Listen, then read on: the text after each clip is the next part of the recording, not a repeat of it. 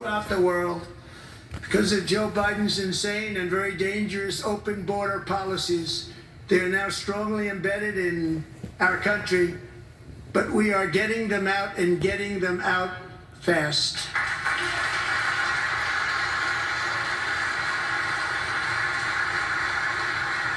This is my show tonight, and this is part 2. And I want to thank Tom Homan and Christy. I want to thank you and Paul of Border Patrol.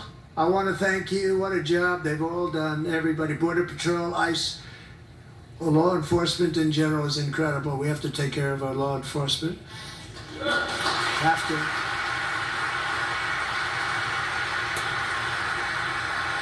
Last year, Courtesy of NEWSMAX. a 22-year-old nursing student named Laken Riley, the best in her class, admired by everybody, went out for a jog on the campus of the University of Georgia. That morning, Laken was viciously attacked, assaulted, beaten, brutalized, and horrifically murdered.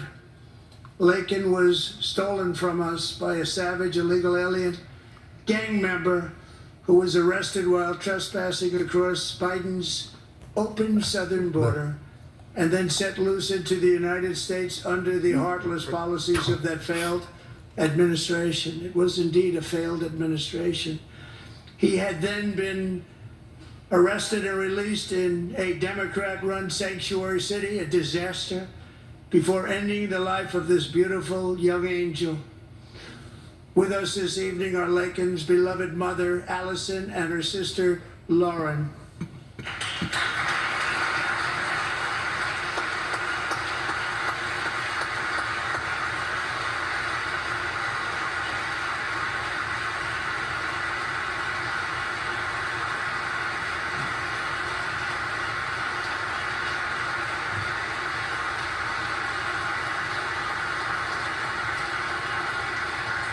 Last year, I told Laken's grieving parents that we would ensure their daughter would not have died in vain.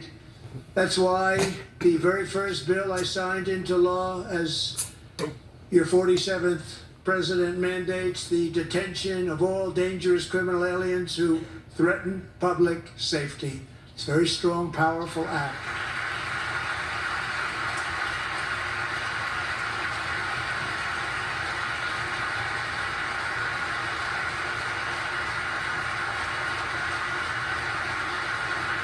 It's called the Laken-Riley Act.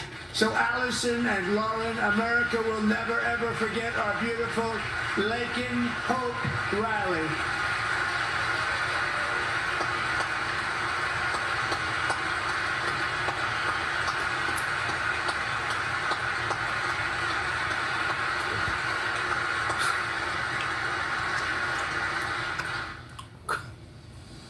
Thank you very much. Since taking office, my administration has launched the most sweeping border and immigration crackdown in American history, and we quickly achieved the lowest numbers of illegal border crossers ever recorded. Thank you.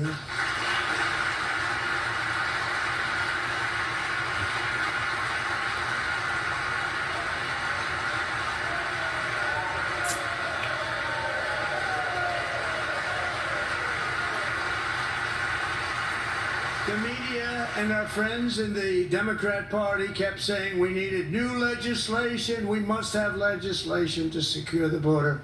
But it turned out that all we really needed was a new president.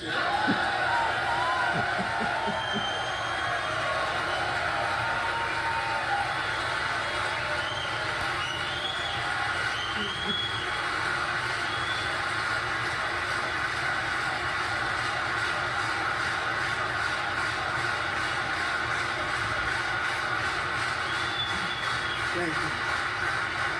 Joe Biden didn't just open our borders, he flew illegal aliens over them to overwhelm our schools, hospitals, and communities throughout the country. Entire towns like Aurora, Colorado, and Springfield, Ohio, buckled under the weight of the migrant occupation and corruption like nobody's ever seen before. Beautiful towns destroyed. Now, just as I promised in my inaugural address, we are achieving the great liberation of America.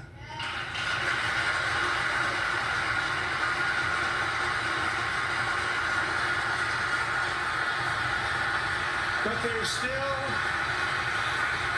is much work to be done. Here tonight is a woman I have gotten to know, Alexis Nungari from Houston. Wonderful woman. Last June, Alexis's 12-year-old daughter, her precious Jocelyn, walked to a nearby convenience store.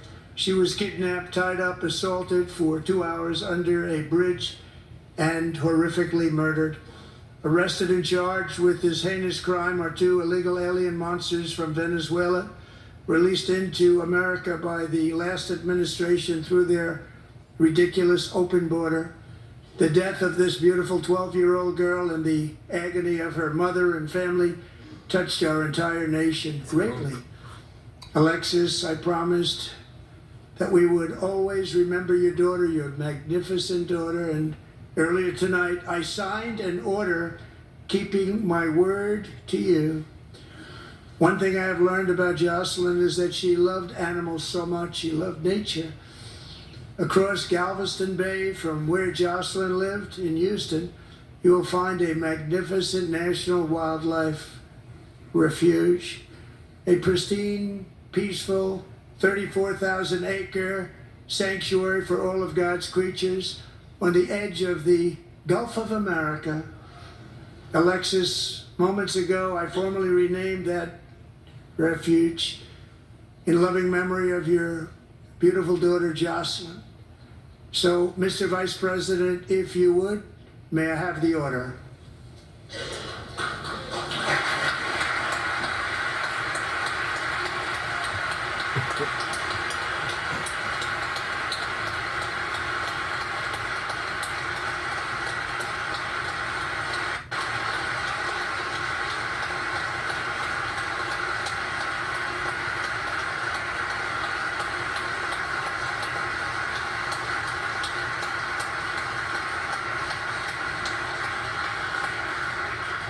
Thank you very much.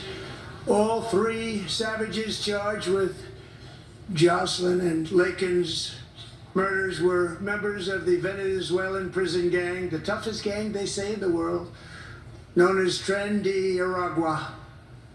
2 weeks ago, I officially designated this gang, along with MS-13 and the bloodthirsty Mexican drug cartels, as foreign terrorist organizations.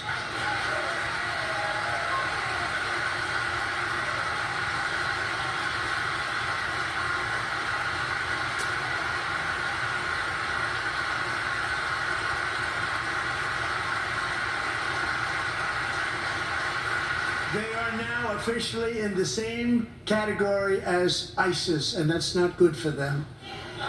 Countless thousands of these terrorists were welcomed into the U.S. by the Biden administration. But now every last one will be rounded up and forcibly removed from our country, or, if they're too dangerous, put in jails, standing trial in this country, because we don't want them to come back ever. With us this evening is a warrior on the front lines of that battle, Border Patrol Agent Roberto Ortiz. Great guy.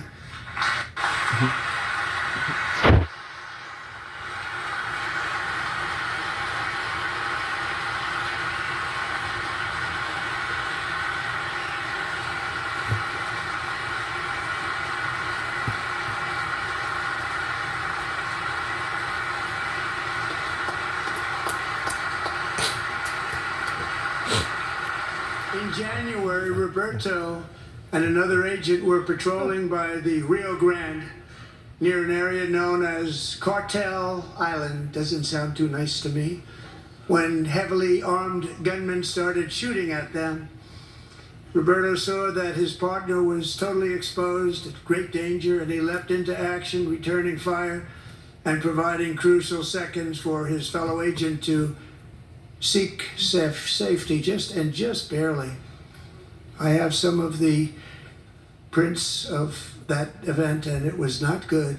Agent Ortiz, we salute you for your great courage and for your line of fire that you took and for the bravery that you showed. We honor you and we will always honor you. Thank you, Roberto, very much.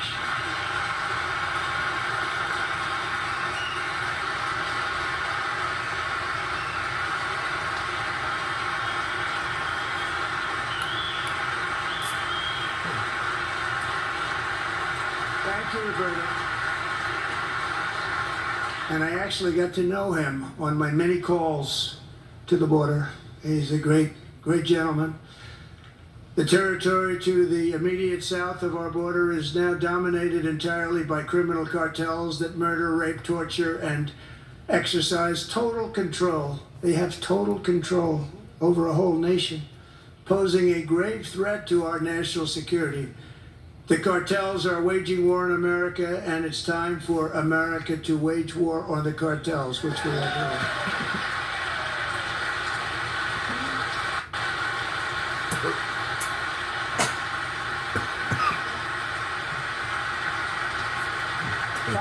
Ago, Mexican authorities, because of our tariff policies being imposed on them, think of this, handed over to us 29 of the biggest cartel leaders in their country. That has never happened before. They want to make us happy. First time ever. But we need Mexico and Canada to do much more than they've done, and they have to stop the fentanyl and drugs pouring into the USA. They're going to stop it. I have sent Congress a detailed funding request laying out exactly how we will eliminate these threats to protect our homeland and complete the largest deportation operation in American history, larger even than current record holder President Dwight D. Eisenhower, a moderate man, but someone who believed very strongly in borders. Americans expect Congress to send me this funding without delay so I can sign it into law. So, Mr. Speaker, John Thune, both of you, I hope you're going to be able to do that, Mr. Speaker. Thank you. Mr. Leader, thank you. Thank you very much. And let's get it to me. I'll sign it so fast, you won't even believe it.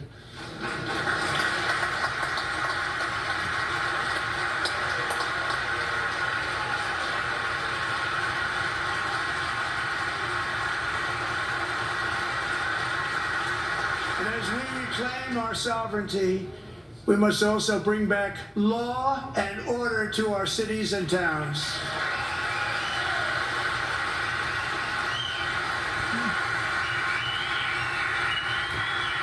In recent years, our justice system has been turned upside down by radical left lunatics.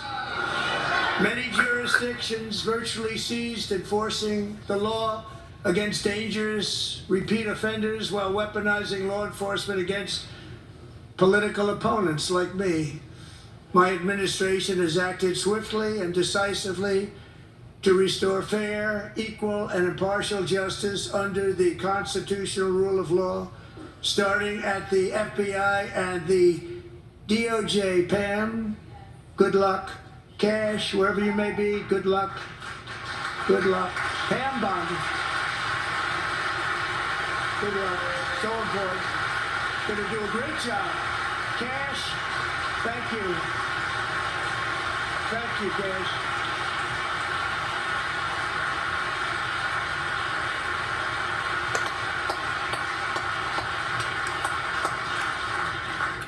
They've already started very strong. They're going to do a fantastic job. You're going to be very proud of them. We're also once again giving our police officers the support, protection, and respect they so dearly deserve. They have to get it. They have such a hard, dangerous job, but we're going to make it less dangerous. The problem is the bad guys don't respect the law, but they're starting to respect it, and they soon will respect it. This also includes our great fire departments throughout the country. Our firemen and women are unbelievable people, and I will never forget them. And besides that, they voted for me in record numbers, so I have no choice.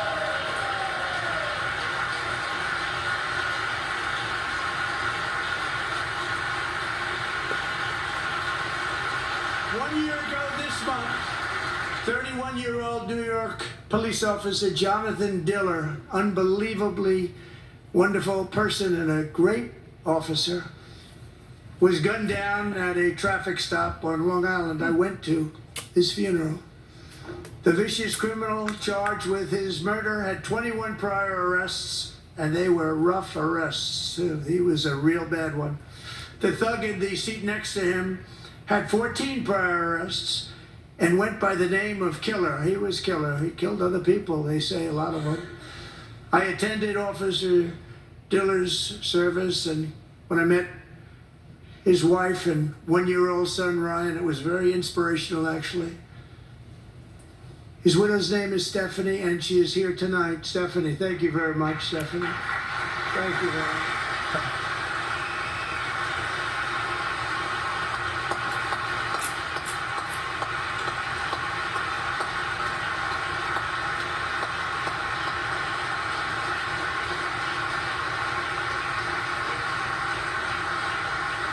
Stephanie, we're going to make sure that Ryan knows his dad was a true hero, New York's finest, and we're going to get these cold-blooded killers and repeat offenders off our streets, so we're going to do it fast.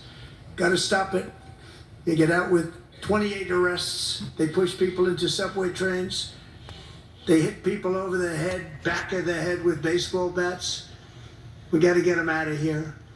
I've already signed an executive order requiring a mandatory death penalty for anyone who murders a police officer, and tonight I'm asking Congress to pass that policy into permanent law.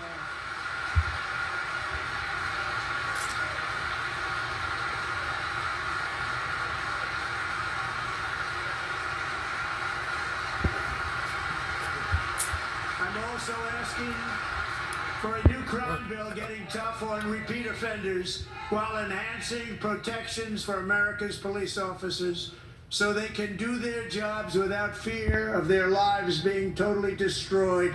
They don't want to be killed. We're not going to let them be killed. Joining us in the gallery tonight is a young man who truly loves our police. His name is DJ Daniel. He is 13 years old, and he has always dreamed of becoming a police officer.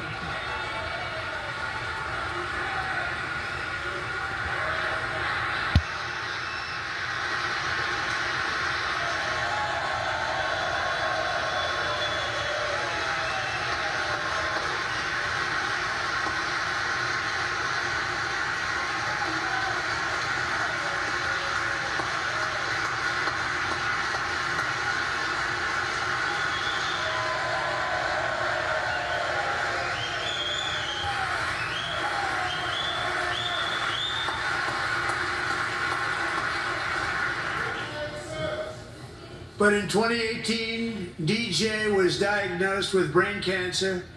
The doctors gave him 5 months at most to live. That was more than 6 years ago.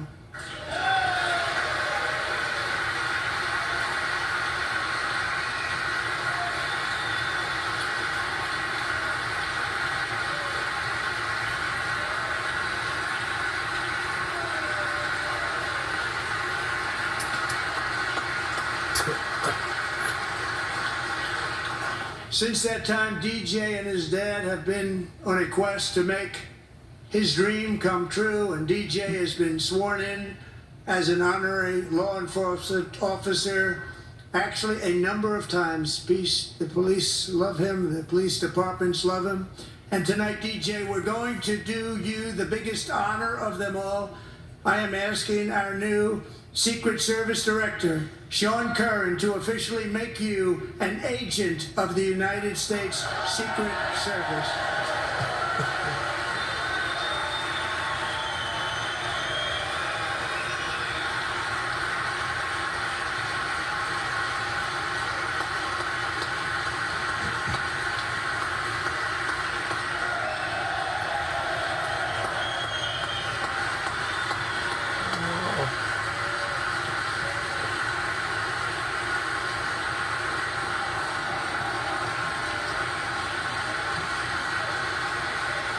Wow. Great, man, great. the best. Wow. Thank you, DJ. DJ's doctors believe his cancer likely came from a chemical he was exposed to when he was younger. Since 1975, rates of child cancer have increased by more than 40%. Reversing this trend is one of the top priorities for our new presidential commission to make America healthy again, chaired by our new Secretary of Health and Human Services, Robert F. Kennedy, Jr.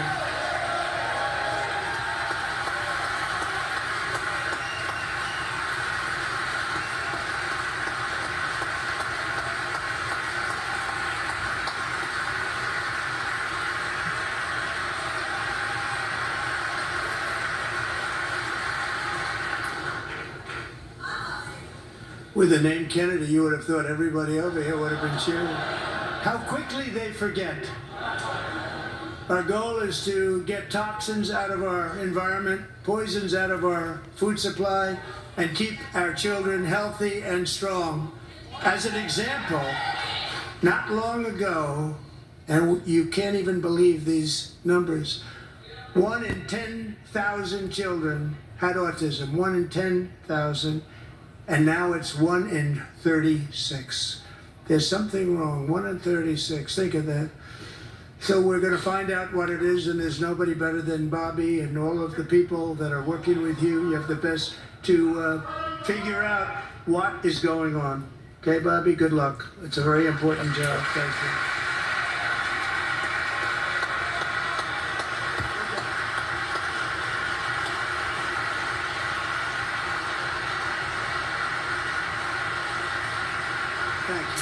My administration is also working to protect our children from toxic ideologies in our schools. A few years ago, January, Little John and her husband discovered that their daughter's school had secretly socially transitioned their 13-year-old little girl. Teachers and administrators conspired to deceive January and her husband while encouraging her daughter to use a new name and pronouns. They, them pronoun, actually, all without telling January, who is here tonight and is now a courageous advocate against this form of child abuse. January, thank you. Thank you. Thank you very much.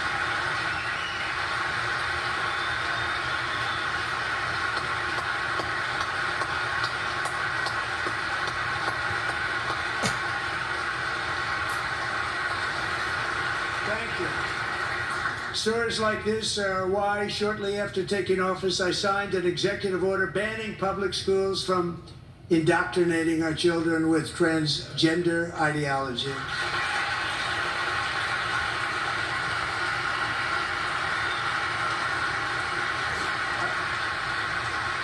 I also signed an order to cut off all taxpayer funding to any institution that engages in the sexual mutilation of our youth.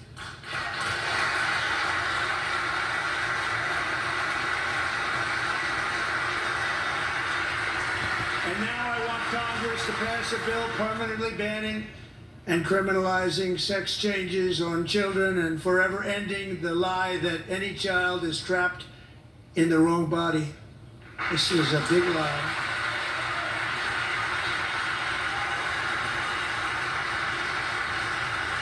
Yes, Mr. Trump. To every child in America is that you are perfect exactly the way God made you.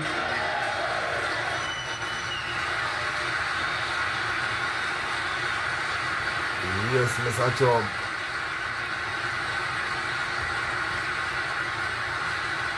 Because we're getting wokeness out of our schools and out of our military, and it's already out, and it's out of our society. We don't want it. Wokeness is trouble. Wokeness is bad. It's gone. It's gone. And we feel so much better for it, don't we? Don't we feel better? Our service members won't be activists and ideologues. They will be fighters and warriors. They will fight for our country. And Pete, congratulations. Secretary of Defense, congratulations.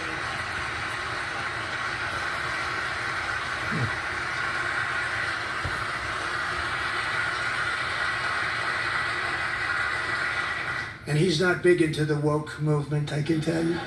I know him well. I am pleased to report that in January, the U.S. Army had its single best recruiting month in 15 years, and that all armed services are having among the best recruiting results ever in the history of our services. What a difference.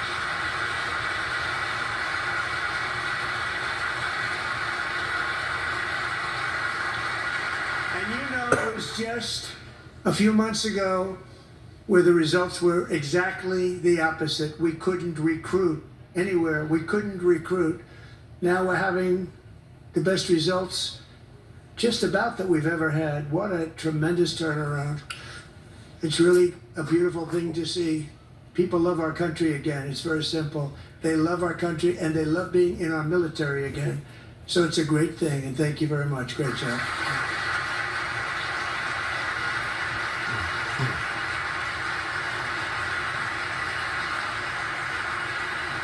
We're joined tonight by a young man, Jason Hartley, who knows the weight of that call of duty. Jason's father, grandfather, and great-grandfather all wore the uniform.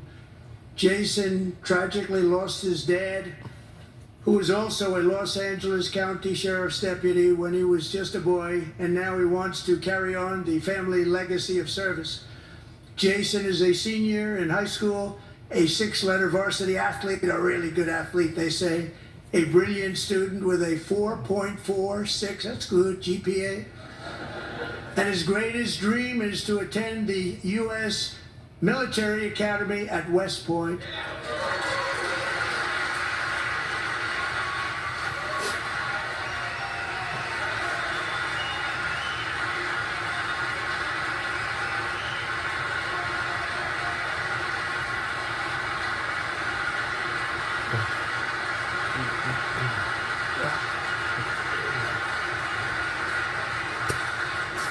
And Jason, that's a very big deal getting in. That's a hard one to get into. But I'm pleased to inform you that your application has been accepted. You will soon be joining the Corps of Cadets.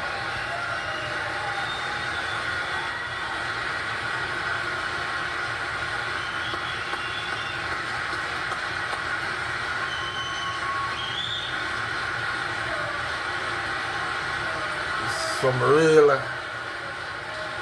high moments here at the House Chamber as President Trump addressed the Congress. Thank you. Jason, you're going to be on the long gray line, Jason. As Commander-in-Chief, my focus is on building the most powerful military of the future. As a first step, I'm asking Congress to fund a state-of-the-art Golden Dome missile defense shield to protect our homeland, all made in the USA.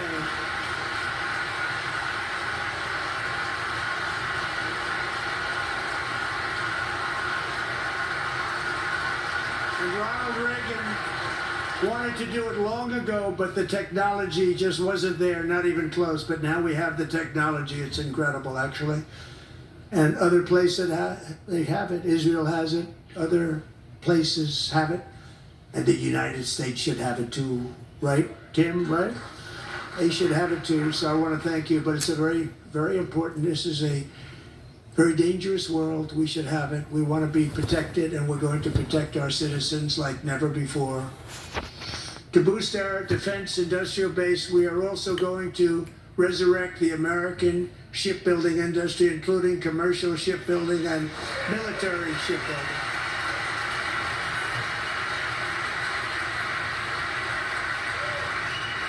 And for that purpose, I am announcing tonight that we will create a new Office of Shipbuilding in the White House and offer special tax incentives to bring this industry home to America where it belongs. We used to make so many ships. We don't make them anymore very much, but we're going to make them very fast, very soon. It will have a huge impact. To further enhance our national security, my administration will be reclaiming the Panama Canal, and we've already started doing it.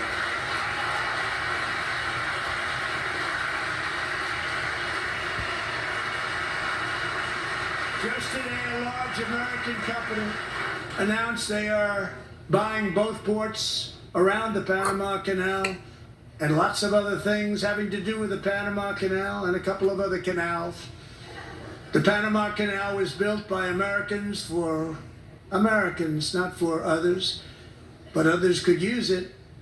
But it was built at tremendous cost of American blood and treasure. 38,000 workers died building the Panama Canal. They died of malaria, they died of snake bites and mosquitoes. Not a nice place to work. They paid them very highly to go there, knowing there was a 25% chance that they would die. The most expensive project also that was ever built in our country's history, if you bring it up to modern day costs. It was given away by the Carter administration for $1, but that agreement has been violated very severely. We didn't give it to China. We gave it to Panama, and we're taking it back.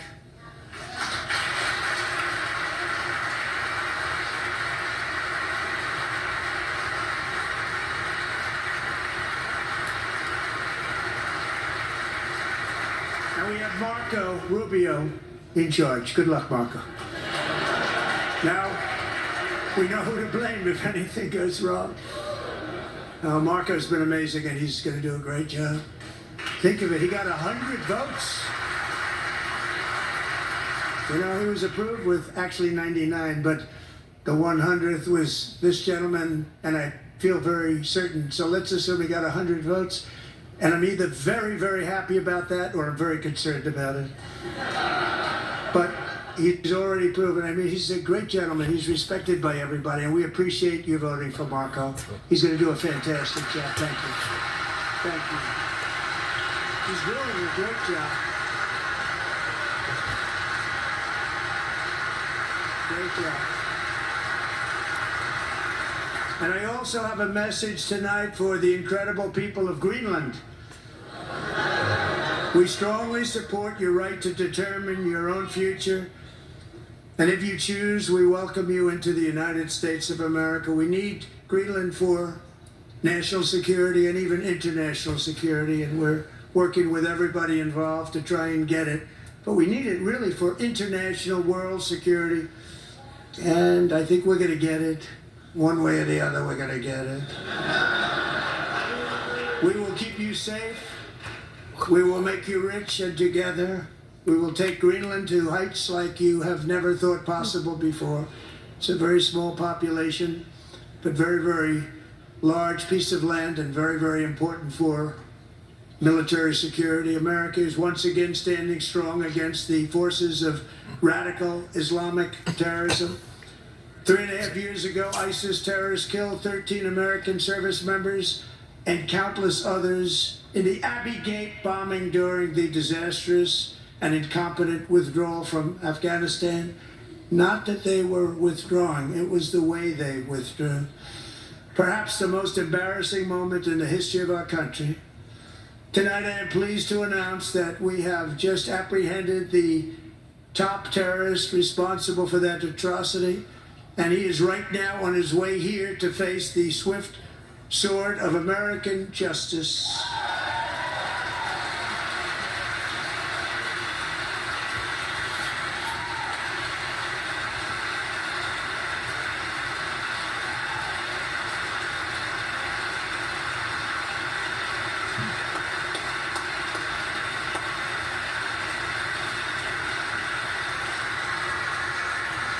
And I want to thank especially the government of Pakistan for helping arrest this monster. This was a very momentous day for those 13 families who I actually got to know very well, most of them, whose children were murdered, and the many people that were so badly, over 42 people, so badly injured on that fateful day in Afghanistan. What a horrible day. Such incompetence was shown. That when Putin saw what happened, I guess he said, wow, maybe this is my chance. That's how bad it was. Should have never happened. Grossly incompetent people. I spoke to many of the parents and loved ones, and they're all in our hearts tonight.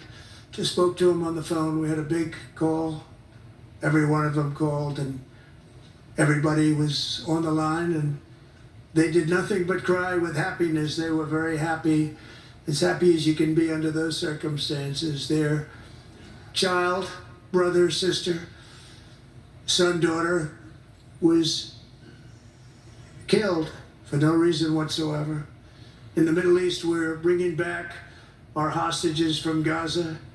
In my first term, we achieved one of the most groundbreaking peace agreements in generations, the Abraham Accords.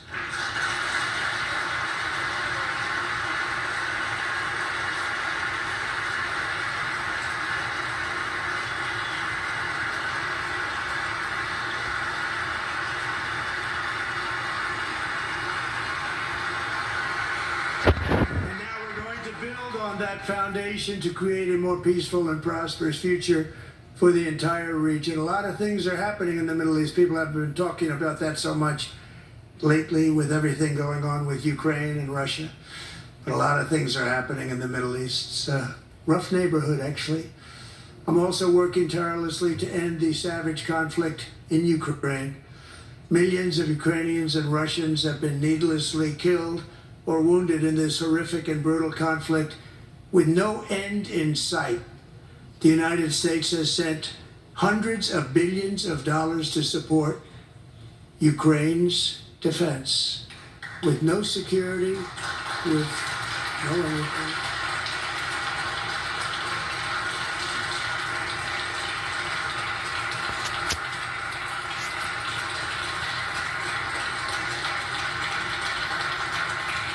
Do you want to keep it going for another 5 years? Yeah, you would say Pocahontas says yes.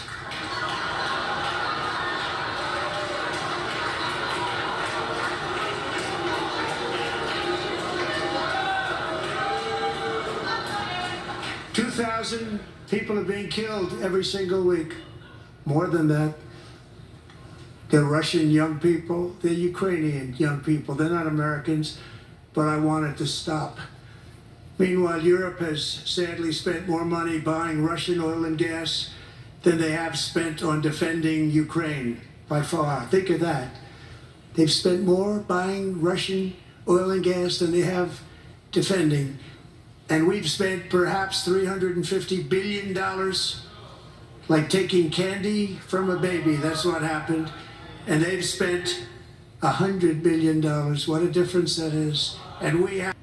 Europe has that's another 36 minutes. In fact, this is the second 36 minutes of my show tonight. Tonight I, been watching the president speech to Congress here at the House, the House chamber, and the girl is watching, but I want to share, as I promised, I share my show or my movie that I watch, or my speech or whatever I watch, my entertainment. I want to share my entertainment, each evening, before I retire to bed or for the night,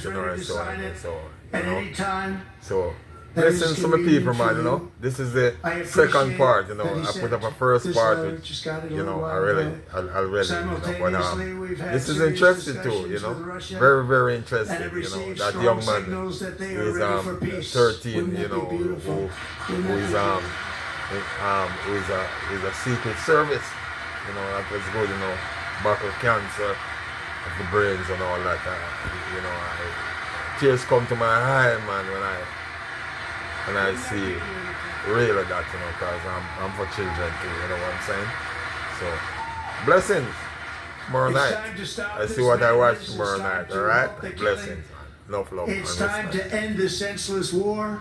If you want to end wars, you have to talk to both sides. Nearly 4 years ago, amid rising tensions, a history teacher named Mark Fogel was detained in Russia and sentenced to 14 years in a penal colony. Rough stuff. The previous administration barely lifted a finger to help him. They knew he was innocent, but they had no idea where to begin.